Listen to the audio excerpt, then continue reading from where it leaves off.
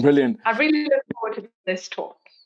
Perfect. Anna, I was thinking that traditionally, with all the fireside chats, when entrepreneurs and thought leaders and influencers join us, we usually start with kind of a personal or a brief professional background. Like, if you could tell us a little bit about yourself. Who is Anna? Your educational background, studies, interests. So let's start there, and then we move into the topic. So yes, so I'm Anna. I'm the mayor of Stockholm since 2018, and before that, I was a deputy mayor, both in opposition, but then as the charge of social affairs. So actually, I've been in the city hall for more than 10 years. So time moves quickly. And before that, I was a member of parliament. I was one of the youngest elected for working with issues regarding the business sector and labor market policy. Now I live in Stockholm since many years with my husband, who's an entrepreneur who started a lot of companies now in the health sector, preventing cancer. And I have 3 children, 3 boys, so it's quite intense back home all the time. And I come from Uppsala, so that's where I was studying as well in economics. And then I came to Stockholm, started working with communication. And I've been with big companies. In the beginning of 2000, I was working with internet companies, global companies, and then really small ones. So I've seen from the inside both really international companies and very local ones. So that's me. Do not have so much time to do other things except working. And I think business there and to be with my family. But I really enjoy art in different forms, and I'm trying to go to galleries when I can. Okay, that's very interesting. One common point, or maybe 2 common points. Oh, I also have 3 boys, so that's where. So I know the challenges of raising a family. But my boys, one is 2 of them are now going to gymnasiate, and one is in 7th grade. So we have passed that tough phase. Now it's a different kind of yeah. So.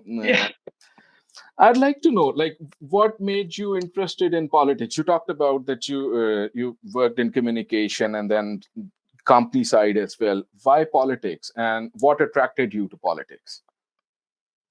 Even from an early age, I always wanted to make an impact and influence, like the society. It could be so. My mother used to tell me when I was really small that she could stand in the kitchen and suddenly she could hear my voice on the radio, and I was ringing in to express my opinion about different subjects. And I did newspapers in schools, and I gathered kind of information board about different subjects. So I've always been very active in trying to make a voice about different topics that I thought was really important. And then in school, there was a system where we couldn't choose schools. So that for me was very important, that not politicians, it should be pupils and students that could actually have the power to choose what school they prefer. So that was the issue I engaged in. But then after that, I just felt like, for me, values about freedom and it's really important. So I just started to be engaged, and also on an international side, I was very active in the youth organization with young Europeans, and went to Brussels and met other young politicians, and now today I can say that was something really good, because then you got the experience of how to act within an international network and on a European level, where more and more of the politics also formed, especially in the EU. Okay. That's very inspiring for our audience. I think change making, focus on youth, and how you think politics could be a way to make change. Do you think politics is fast enough to make changes that we want to need, that the society needs, or the system is still slow? What's your opinion after being in politics for these many years? And if you come from a university city, I think change take more time because it's the heritage of academia. You have to, really deep. You have to investigate, and you have to make reports and have research that underline your arguments. But I think we're getting more and more agile. A city needs to be more fast moving, otherwise we will not be successful. And during the pandemic, we've seen that it's been said many times, but that process that would have taken decades now have taken weeks. And for example, the digitalization of schools, I think it wouldn't have been possible to do this if it weren't for the pandemic. Everyone had to think, how can we solve this problem and how can we work together? And you can see that also when we work together with the business community for recruiting health personnel into our different nursing homes and elderly care. We work together in a way that we sorted out new systems in a way that we couldn't have had before. So this shown, and we have to, to make this also to be a way of working after the pandemic. How to still be this problem solving and agile organization. It could be a challenge, but we should really strive for and try to keep this kind of problem solving culture. But when you look for example, when it comes to sustainability and the transmission there, I think that some of the companies today on a global scale are more fast moving than the politicians or the cities or on a national level. So I think that I'm very inspired when I meet big companies like Skanska or Scania, or they have high ambitions, and they said, okay, we need you as well to policymakers on a national level or EU level to be as ambitious as we are, because we know the technique. We can see that we just have to stop subsidizing fossil fuel, for example, on an EU perspective. So I'm in some way we are fast moving, and in other areas I think that the business community is faster. Very good point, because you brought in 2 or 3 very interesting perspectives here. You talked about politics and the way politics became agile in face of a very big and immediate problem, COVID-19. And at the same time, we're also discussing that there's a problem of climate and how sustainability is being addressed by companies which are more agile. So does it mean that for political will to be there, the problem needs to be really, really urgent and immediate? So maybe in the political sphere, having something happening years or decades from the global warming and all, maybe the need is not urgent on the political lifespan of government, let's say, which is 4 years, while the change is happening on 20, 30 years. Yeah. So, could that be something? Yeah, it could, but I'm hoping. I'm a vice chair of the network C40 that work with to mitigate emissions, and I'm in charge of startups and the business community now. Also, Stockholm is sharing that seat, and I think that is just one good example where they see that also working together, policymakers from citizens and experts around the world, together with companies actually and entrepreneurs and startups actually could make an impact. So now we're going to have this Glasgow COP26 this autumn. It was postponed because of the corona, but I'm hoping that we could have like a business summit where we have mutual goals and of course insight that it's time to act as well. So sometimes policymakers are afraid of, we can't set up this kind of goals or policies because it will hurt the business community. But now they tell us that it's possible to do this kind of changes if we just get the right policy and legislation in place. So that's why we have we have to rely on each other and work together. So I think this year will be really important in that perspective, that we will learn a lot, that we will work much more together. And you think the combination of the political structure or the administration plus large companies and startups will make this happen faster? Brilliant. Yes. So then coming to this startup sector and how companies and the businesses are kind of blended into the Stockholm ecosystem, and as I was discussing earlier on, being the one of the leading innovation hubs in the world, how would you compare Stockholm to some of the other cities in the world? Let's say if we take New York, London, Copenhagen, for example, in terms of, and we can take a factor like business climate, for example. How do we stand vis-a-vis the top cities in the world right now?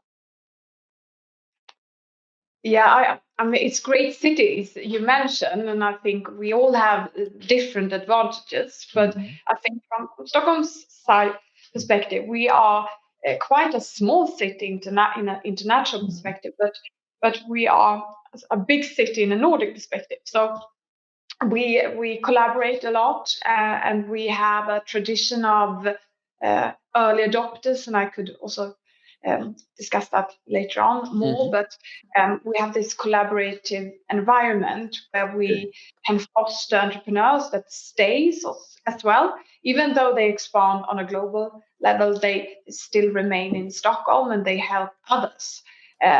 Also as angels investors, or they in the different in the ecosystem, they invest in new entrepreneurs, and that was exactly what you were mentioning in the beginning, to help others and give first. I think that is also some values from the Stockholm side when it comes from the entrepreneurs.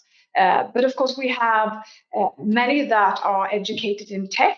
That's the most common what's a work title is programmer in Stockholm, but we still have a lack of programs. So I think we are this collaborative, creative city with a lot of well-educated people, but also that we understand that we are so small. We come from this small country that we need to expand, and we need to work more globally quite fast.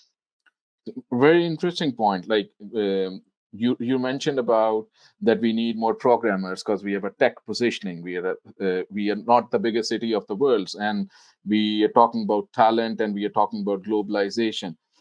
How do you think the talent situation is in Stockholm? If we have a huge demand for programmers, do we have the right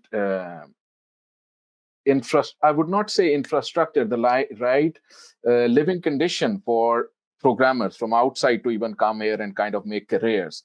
Are we doing enough on that? What are some of the things we could do better to attract and retain talent to keep our place in the leadership in the tech, let's say? Yes, thank you for that really important question. And I think that we can do so much better. If you ask comparison to other cities, I think that Copenhagen is doing much better in that perspective. But then I'm talking about Sweden as a country, because we in Stockholm really want to have, a talent program, and we're working with talent recruitment, but we are also in the hands of national authorities. And it could be problematic to move to Stockholm and trying to get visa and all the documents, and especially also if you come as a family, if you come as a couple, the one who is a specialist could get the documents and every paper after a while, but not the spouse. So we need to look at talent recruitment and attraction in a more broader perspective, and to give them offers like, if you come here, we can access you to housing. That's why in this budget for 2021, we actually for the first time have a special measure called talent housing. So we say that let's try this for international talent, so that housing should not be a problem when you land in the city. But of course, it's also about working together with the national authorities and during the corona, many things was postponed, but one thing that we're working together is an international house, because I was very inspired by the work that Amsterdam is doing and Copenhagen is, and I went to Helsinki and visited there.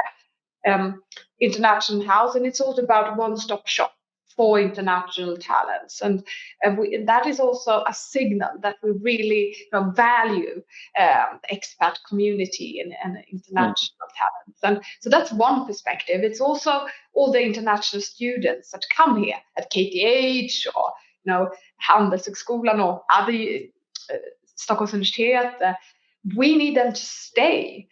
So working with them when they are in Stockholm and trying to get them an offer, attractive one, connecting them to other, both I think the ecosystem with entrepreneurs, but also other employers. So they and the city, of course.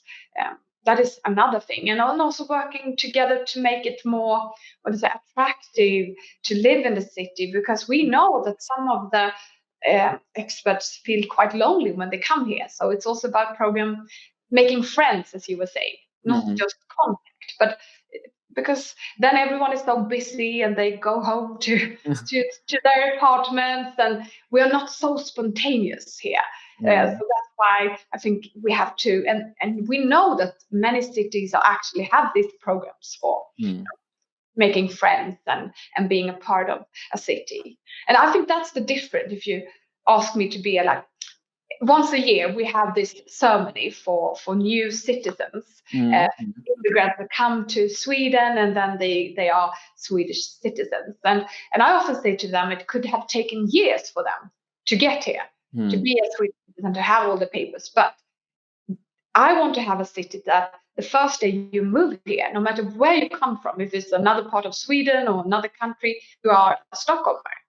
And we are the same value, have the same rights, and you should feel at home. You as equal as anyone else to be a Stockholmer. And then that's kind of something I really want to work with. So you feel at home and you want to stay. Perfect. Very interesting point on the community. I have two observations here. One is more like an observation, because Companion coaches more than, let's say, 1,000 startup founders every year, and we are state financed. And we get a lot of students who are coming from KTH and the schools that you mentioned. And it's at times very sad, because many of these students then go back. They actually do not have long-term connections or are unable to find jobs. So that's, of course, really, really great if more initiatives can be taken in terms of making the talent stay here, so that they can contribute to Stockholm's community. But you were mentioning about national authorities, and then we were discussing that maybe Stockholm has a huge influx of talent need, because it's a tech capital, and rest of Sweden, while a national law governs Sweden at a national level. How much maneuverability or leeway or room does a city have in influencing a national policy? So I'm just saying, because national policy concerns the entire Sweden, while Stockholm has a very crucial need for talent. How do we do that? Yeah, I would say often you feel frustrated. It's not enough. I think when you see the national policy as EU policy, it's often you talk about regions, or you talk about member states, or but never about cities. And that's why I always try to mention the importance of cities ahead, because I think that before it was the member states or the states, now it's the future belongs to the cities. So when I talk to my colleague as mayors from other countries, they often meet the prime minister or president, but we don't have that kind of, it doesn't matter if we are from different parties, we don't have that culture here. But what I did was that I saw a real need for me as a representative of Stockholm to put talent attraction on the agenda on a national level. So I talked to one of the authorities or the Department of Business and said that we need a national talent strategy, But Okay. we can't wait. So we will form a local one while we're waiting for you. And then I invited every director from the general authorities that work with the working permits. So we had a meeting here. It was more than a year ago, and we had it exactly in this room, and we were sitting together, and I was talking about, okay, we have a problem because people are being deported, or it takes so long time before they get a working permit, or if they could renew their working permit. And this is really affecting the Stockholm ecosystem and our companies, and perhaps they will move out, and it's also very damaging for the talents. So what should we do about it? Could we do something? Could we work with e-services, Okay. as Copenhagen, as Amsterdam doing? I mean, it takes like an hour to get a working permit there, and here it could take months. So and they really saw that we need to have a solution for this, and then we have been working together. So hopefully this summer we will open up the first international house where every representative of an authority involved in the process will sit in the same room, or the same the same facilities. Okay. Okay. Very good. Let's turn a little bit deeper into entrepreneurship and startups. And you mentioned very early on when we started the interview your own interest in arts. So, your own interest in arts, and there was a report shared by Invest Stockholm, I think, around a few weeks ago, representing like how big is the Stockholm's art and culture sector. So, what do you think are the opportunities available to art and culture sector businesses and entrepreneurs in a city like Stockholm? How could they grow? What level of contribution do they bring to the city? What's their outlook going forward? Oh my God, what should I start? Just the music industry and the heritage we have here, and with everything from ABBA to Avicii to what's ahead when it comes to new artists and music production. So we have a great, say, um, possibility here to really work with the creative sector, the music sector, together with the gaming industry, and to interact with others. And what's happening now at Sergels Torg in Stockholm is a very central space that is quite interesting, because that a lot of actors are getting together there. It's the gaming industry, it's the music industry, it's investors, it's Avicii Experience Center, it's property owners. And now I feel just like more and more actors are like, oh, something is happening here on the culture side. We want to be involved, and the city is also very engaged. So it's going to be amazing to see what this can bring in form of new entrepreneurs, but also, of course, that young people to get their eyes open to new sectors like the gaming industry or music industry. And so that's one thing that I know that Ash, one of the initiative, the stakeholders from Antler, he always mentioned like the importance of Stockholm being the creative capital of the world, and I think that we have a lot of creative people here, and it's really important also for the quality of life for our citizens. We did a research about how does the pandemic and lockdown, not lockdown, but the restrictions are affecting your life, and a majority said that we have a decline in quality of life because we don't get an experience, no culture experience, no creative experience, and so culture is a main access to a factor that actually people want to stay in the city, and want to live in the city and want to come to a city. It's about experience, and it's about culture and creative experience together with others. Okay. How do entrepreneurs interact with the city? Like, is there a bridge or some sort of a service or a portal where entrepreneurs can, like you said, that in the fall you're trying to bring big businesses, startups, and the city together. How do entrepreneurs influence what happen in the city or create projects which can be for the benefit of the city? So, for example, we have different networks, and it's connected, of course, to Invest Stockholm, Okay. and where they often have events and seminars and get-togethers, and we also have other communities as companion, of course, and the local has for expats, or Mhm. KTH have for their international students that also are thinking of start their own company. So we have all these networking places where the city trying to be like a part of it, Mm. but uh, also, of course, we have programs like scale up programs for Mm. women that we invite 100 women that has come to Mm. Stockholm and have a business idea, and to support them in different ways. That is just one example where we interact with entrepreneurs. And we also a part of many events around Stockholm, like the Impact Week.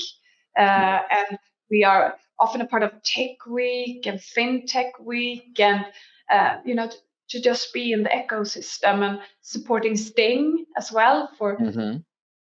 helping new entrepreneurs to scale from startup. Excellent. So it's your partnerships with within the ecosystem with players like Sting, Norchen, and then you're mentioning organizations like Companion, Almi are there to help out entrepreneurs, and events are a great way. You mentioned something very interesting here, which I noted as a program for women entrepreneurs, because we like to know a little bit more if that's possible, because there's still a lot of criticism in the entire VC sector or the entire startup community that not enough opportunity. How would you say roadway is cleared out for women, so it's still we the capital is unable to flow fully to that side. So what kind of initiatives can be created in that space to help really the female founders and maybe female foreign entrepreneur founders to come in and do something? And maybe if you could explain a little bit about what this program is. Yeah, it's 100 female that run businesses in Stockholm, Mhm. and they are accepted to the program that is called the Scale Up program. And the program will give entrepreneurs support and advice by business coaches, Okay. meet with investors and experts, and it's all tailor made for their specific needs. Uh, and it's also to get access to the tech community. So I often meet them. Okay. I'm trying to support them, and I'm also often talking to events like Women in Tech, Mm-hmm. and also, I mean, it's also about a feminist perspective about ownership. I think it's really good that more women own their own company, fund their own company. That we have more women as uh, successful entrepreneurs. Why not? I often say, why not the first unicorn being also funded by a woman? But you can see that we need to engage women from an early stage, Mm. for subjects in schools as math and programming. And I think we have to do more in the Swedish school when it comes to programming and coding. But in KTH, really there as well to support many women with business ideas, and to have role models for others, Mm-hmm. because we can see that it's not equal. It's still a long way to go when it comes to investment in female funders and female entrepreneurs in the tech community. But we had a hackathon here Uh-huh. in City Hall. It was, I think, 1 year ago, Yeah. approximately. And all women in the City Hall and having all these great ideas. So it was just a fantastic event. But just bringing different women together, and also to give other role models. I think that is one great way of showing our support.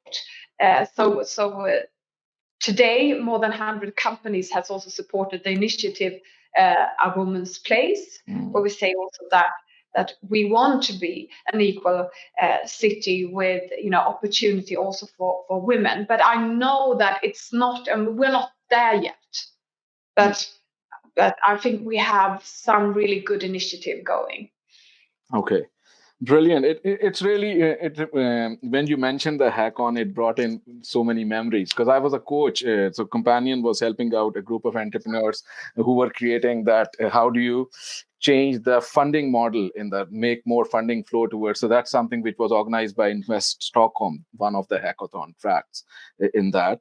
And for Companion, I think what we have also noticed in 2019, more than 50% of women that were part of our advisory session. So we are quite like 50-50 in that terms, in terms of founders that are coming. Let's switch to, I think we are reaching close to the time of audience question. Let's take a couple of questions on. Let's go in and dive in a little bit in COVID-19.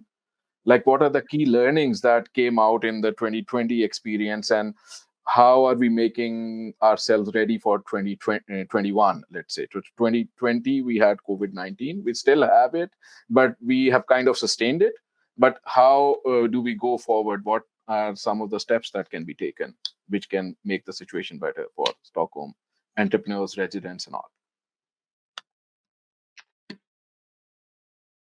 Well, one thing is that I think this how you plan the city. We can actually think of how can we learn from the Corona strategy, right or wrong. I mean, everyone has opinion, but it's about bending the curve so that demand don't exceed supply during peak. And I actually had an article with Colorado as we collaborate within the MIT collaboration with KTH and Stockholm. And we said that what if we take that strategy and implement it on the city? So how will it look? Yeah, you have to think about traffic. So that avoid traffic to go into the city at the exactly same time. What if you schedule like this, digital? I can work from home in before lunch, and then I can come to the office after lunch, and then we have different schedule when it comes to working time, but also gymnasium, because you know that researchers say that it's really good for the students in that age to sleep a little bit longer, because the brain, you're so much going on. So actually, you could actually benefit from starting a little bit later on the day.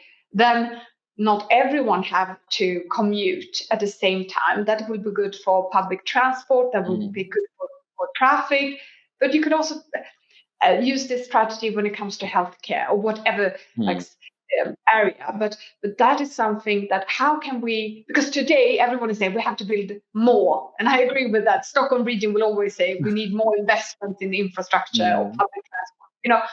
One thing is also how can we use what we have in a better way? And I know that a lot of property owners are now thinking like, okay, how does we use the offices in the future? And perhaps it's quite expensive in the central areas, but perhaps we can schedule so we optimize the office spaces in a better way. And I think that could be good for all, actually, to have this digi-physical way of planning our lives. Very interesting point. So you're mentioning the mobility and the interaction between scheduling and mobility. How can that be improved? Because that'll have huge implication on how people commute to work, which could minimize the traffic load, the healthcare system, and the office of the future. Great. Let's see. Where do you see Stockholm in 10 years? What are 2 or 3 things which you see could be the shining stars for the city? You could, in terms of entrepreneurship, business climate, or generally in terms of residents and all, students, yeah. Yeah, I hope that we are not then number one of the Silicon Valley when it comes to startup capita, that we are number one, of course. Okay. And then I'm really looking now for my political vision. I'm really looking more and more to 2030, because I think that we have ambitions in 2030. We need to do things now. Yeah. And one thing is that we have worked with the electrification pact together with the city of Stockholm. We just launched it together with big companies as Scania and Ellevio and other Volkswagen, to say that we want the central part of Stockholm to be to have no emissions. So how will we work to really embrace and accelerate electrification? So this is the pact that will work both with the heavy traffic, and I think we have to have a circular, that access to a car is more important than to own your own car. But that's another chapter. But to work with solutions that will actually able us to have electrified traffic in 2040. Okay. Another thing that I think more than ever we need, vision, something to look forward to after the pandemic. So it's 100 years. 2030 is 100 years after the Stockholm exhibition. That was like a vision for when it comes to city planning and innovative buildings. But I think that it would be good for Stockholm to actually have a bid on the World Expo 2030. But then we should do it in a totally different way. Not, it should be sustainable. It should be digitalized. It shouldn't be like you bring 25 million people flying in and then you set up some expo buildings and then you tear it down. It's about to do it together with the tech community, to do it in a more digital way and to talk about legacy, that what we build up and look forward to, that it will be sustainable. So we're not there yet, but I'm hoping for Stockholm to get the World Expo in 2030. But first I have to, talk to my colleagues and make them support the idea. I think this is really, really very interesting and ambitious. Like number one in the world, so we're not saying Silicon Valley anymore when we are describing Stockholm. So Stockholm becomes the top crown in terms of tech startups. Impact is, I think, increasing. And then you're talking about the World Expo going forward. Let's turn a little bit to you in your role as mayor. What do you think have been your challenges over the years? So running a city which is really ahead, it's difficult. It's difficult. And then keeping that legacy going in terms of when you are most innovative and striving for impact. So what are the challenges that you have personally felt, which you think could have been overcome in a better way or something? Yeah. I think both as a city and a leader of a city, you need to collaborate with other mayors around the world. You have to have visions. You have to talk about, we want tech to be the leading test bed of our country. We want solutions. We want this. But it's also about, the citizens and their needs. So you have to be really local and close to the citizens as well. Otherwise, if the waste system doesn't work, management doesn't work, you will not have a longer mandate. You will not be able to do an impact. Or, it's about this, if the city feels safe. It's really important to our citizens as well. If it's clean, if the schools are working, so you have to do both. You have to be really, really close to the everyday life of your citizens, making sure that the ground service is working. So that's the struggle all the time, to be both, making the system of the city work better and better. And now, of course, so many Swedes and Stockholmers feel that, we have more crimes, shootings. It's of course a main problem, a main challenge right now. If you ask the Stockholmers, it's affected them. Yeah. Perfect. Brilliant. Marina, I think we can bring in some of the audience questions. So let's see if I can get you into the system. So Anna, we'll hold on for 10 seconds. I'll bring in Marina and to audience, if you have some questions, perspectives, do write them on chat so Marina can pick them up and bring them to discussion. So welcome, Irina, and let's have some questions from the audience. Anna, we had a lot of comments on the point you've made, a lot of support on what you were saying with the different aspects of what you talked about. So I just wanted you to know, because probably you don't see the chat, and also a lot of questions. So I will just go through them and give space to the entrepreneurs in Stockholm and maybe following us from elsewhere from the startup brand community. And I will start with the first one. I will just go in order, and hopefully we cover them all. Yes. So, and for those of you who are posting right now, I might not be able to see them. So give me a chance in the end, and I will see if we have time. So yes, the first question was from Michael, who was really reflecting about what you said in the beginning about how institutions are designed, with this academic approach and the scientific approach. And he was wondering, how can we, innovate or update the system to fit the times we are in, where everything is so fast and transformational. If you had any idea of how that can happen beside digitalization, as you mentioned. Yeah, I think that more than ever you need brave leaders, no matter if it's from a company or a city or on a national level, and you need to stretch the regulation. What can you do within the boundaries, as long as you wait for the boundaries to change, perhaps to be more agile. And one example is that when we're talking about the World Expo for city development, they have given the opportunity for the city to be a test bed, to have an innovation zone that we can say, okay, we don't have to take every legislation, every regulation in. We don't have to deal with that. We can be really innovative. And I think that we should have this together with the startups, entrepreneurs, and the city, that the national legislators will let us have innovation zones. For example, Kista. That would be great if we have, that's the place where 5G is coming up the first. Mm-hmm. So what if we make Kista our innovation zone? We can test drones. We can test, everything that we want. And it's like a lab. Because we can also see that with the universities, they often start labs because they want to have separate from the usual research environment, just to really think innovative. And because I learned that many leaders, politicians, like to share best practice. So they have all this list and they share best practice in conferences or online. Mm-hmm. It's not innovation to share best practice. That's already been tested.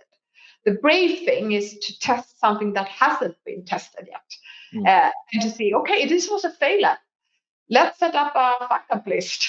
Sorry, my language, but to share what didn't work and share what worked, and work together. I mean, even more. I really, really like development where you are entrepreneurs and public officials and universities. Then this is where you get, I think, the best innovative environment. And of course, never forget the citizens to be part of this with feedback loops. And one of my best examples is actually if they could be a part of this experiment or test with sensors of the backpack or whatever, it's so many ways how you can engage them through real-time data. And I think they would like it because people support what they help to create. The next question would be, it comes from Arimas, and he's asking, what kind of education is needed for the youth in order to prepare them for the challenges of tomorrow and to build the skills needed for the startup world? So what needs to change in the sector in education and higher education level to prepare them for the startup world in a changing time? Yeah. Mm-hmm. Really, really good question. And I think if you ask Martin Lorentzon at Spotify, he will of course say, they have to do more math, perhaps play more chess, and from a very early age, and also of course to really support young entrepreneurs that we have programs for in school. Ung Företagsamhet. Swedish program where we actually support people to be entrepreneurial. It's not about only to start your own company. That's perhaps not the main purpose. It's just to have another kind of insight be entrepreneurial. But I read it was a couple of years ago, but I think still it's really up to date.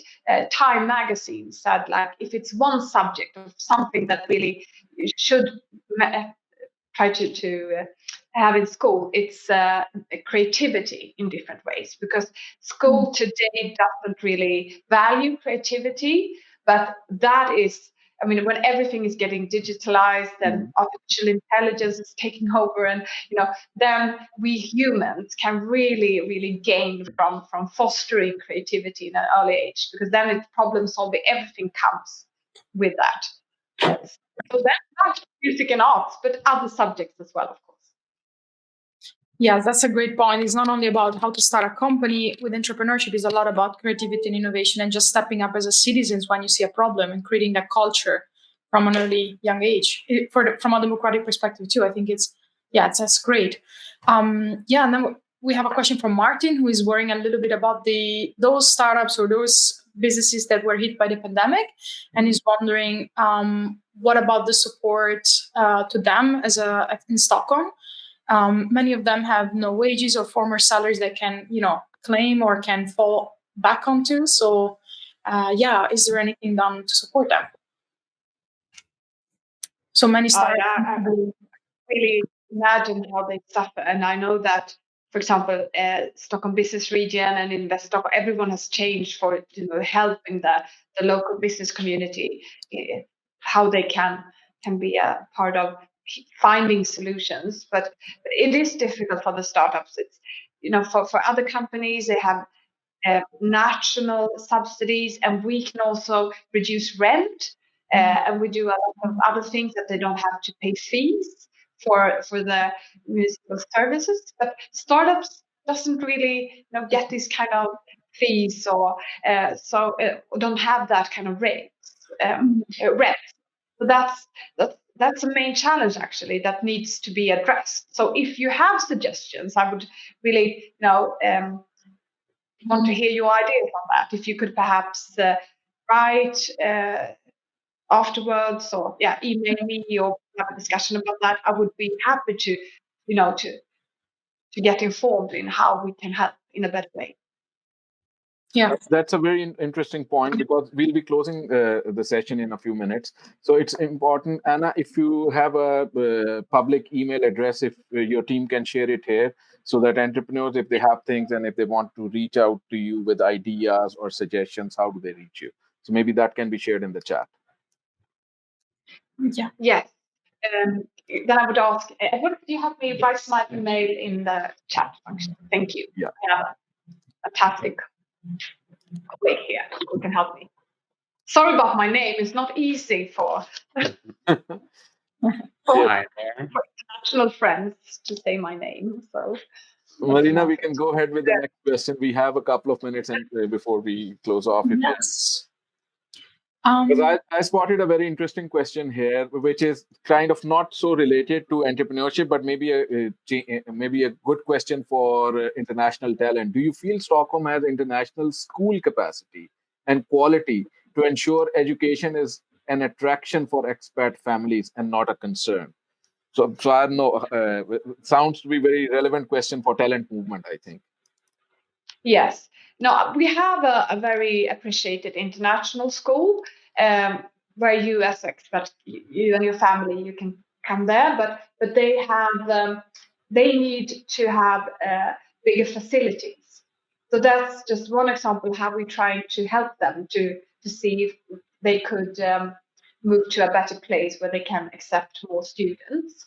But of course, it's in our talent strategy to have more international preschools, and because we can see that shouldn't be an obstacle if you want to move here. And I also think that, like, in a longer perspective, we should have more kindergarten or preschools that have, for example, where you can learn Mandarin, or why not Arabic, or other languages that are much larger in an international perspective than Swedish, and perhaps learn English much earlier. So I think that is also to think international from the beginning, also when it comes to learning languages. And that's also listen to the researchers. They say that young children learn languages the best when they are 3 year old. But in Sweden, you learn other languages than English and Swedish, very late. So that's also something that needs to be changed in our school system, I think. Perfect.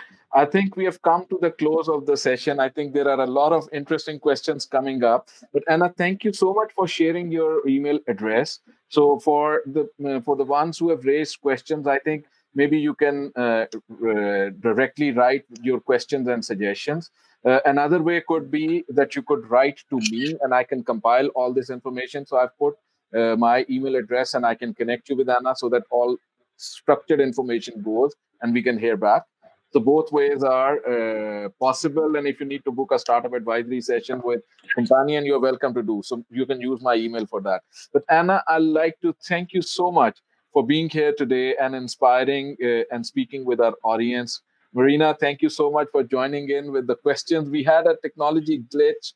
You can never rule that out. So, but I think things will improve as we go forward. Thank you so much for everyone for being here and contributing to this session. We close the session and say goodbye to everyone. Thank you, Anna. Thank you, Marina. And thank you. Thank you. Nice to meet you.